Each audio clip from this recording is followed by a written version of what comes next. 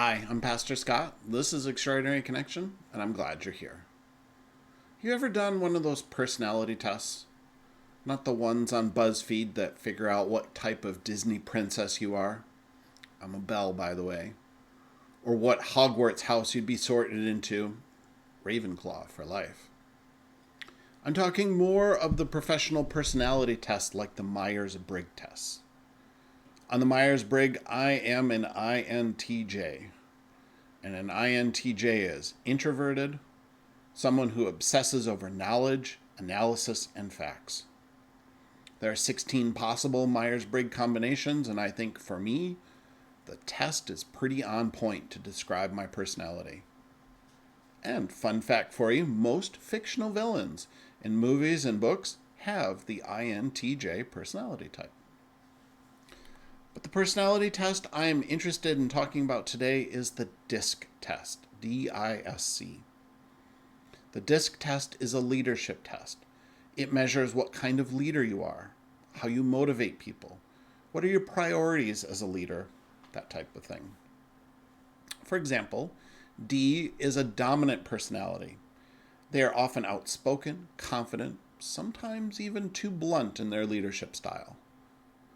The I stands for influence. I's are the enthusiastic ones. They are creative and energetic. They love brainstorming new ideas, and sometimes I's get so caught up in the dreaming, they have a harder time with the details. S stands for steadiness. S's on the DiSC test are leaders that place an emphasis on teamwork and cooperation. Of the four types, they tend to be the most worried about their team members' feelings and emotions. And an S never likes to rush through a project. C stands for conscientious. C's emphasize data, accuracy, and competency. They are all about the details, and of the four, C's are the most fearful of ever being wrong. Guess which leader type I am? I'm a C. And not just a C, but an extreme C. Most people will have a blend of two different leadership styles after they take the test. I am almost 100% a C. I first did the test as part of the candidacy process to become a pastor. So I took the test with other pastors who were all candidates the same time I was. We all answered the questions on the test and then figured out what types of leaders we each were. Then we went around the room and reflected on the answers. Did we agree, disagree? Could we see that in each other? That sort of thing. Around the room there were a couple D's, a couple S's, a couple C's. Most had blended results. My test was the most C of all the C's. As we talked about the results, an epiphany hit me for the first time in my life. See, my whole life I had assumed that everyone was a C, just like me. That data, accuracy, results, competency was what was important for everyone. I figured that some people were just really bad at it. It never occurred to me until that moment that God gave people other strengths, that God gave people other ways of viewing the world. I figured everyone viewed the world the same way as myself, through the lens of the C, and that some people just weren't very good at it. I realized that my whole life I was trying to fit people into my image of how the world should be viewed, how decisions should be made, how leadership should happen. I was guilty of judging people based on their competency to a scale and a system that most people weren't even using. That test really woke me up to the complex diversity in humanity, to how different we all really are. And just because someone doesn't think like me, doesn't make them any less competent as a leader. Fast forward to last week. Deb and I are out for a walk and we're talking about nature, creation, the beautiful diversity in God's handiwork. And I made some quip about what a great scientist God is. And Deb said, "What makes you say that?" And I gave her examples of the complexity of creation, the order and structure of the universe. I used my lens as a C and was so excited because God was just like me, worried about structure and data and accuracy. Deb picked up on my bias and called me out on it. She said, maybe God is like Julie, a mutual friend of ours who loves inspiration and enthusiasm and is always creating new things but never completing them.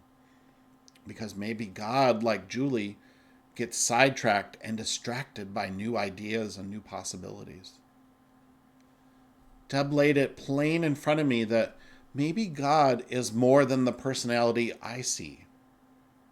Maybe God is more than the image I focus on, which conveniently happens to be the one just like me. And she was right. How many of us, like me, are so certain we know the character and personality of God because why would God act, think, or do in any manner other than just like I would? How often are we guilty of making God into our image and limiting what God should be like? Maybe God is more blunt and demanding and impatient than we are. Maybe God is more creative and enthusiastic and continually brainstorming new ideas more than we'd expect. Maybe God cares for humanity more than we give her credit for. Maybe there's a deep sensitivity and connectedness that we can't even imagine. Maybe God is more worried about the details to such a degree that we can't fully understand. Genesis says we were made in God's image, but I think every day, each of us struggles with the temptation of trying to make God into our own image. We get so certain that this is what God wants, or what God thinks, or what God does, which all conveniently align with our worldview and personality, that we struggle thinking about God in any other terms than our own. Are you so certain God completely agrees with you on your particular pet issue? Are you 100% confident if God was to vote an election, she'd definitely vote Republican or Democrat because why would God vote any other way? Are you sure God holds the same values on immigration or environment or the education that you do? If you are confident that you've got the nature of God figured out because she thinks, acts, and holds the same truths that you do, it might be time to step back in some humility and remember that God's ways are not our ways, and her thoughts are not our thoughts.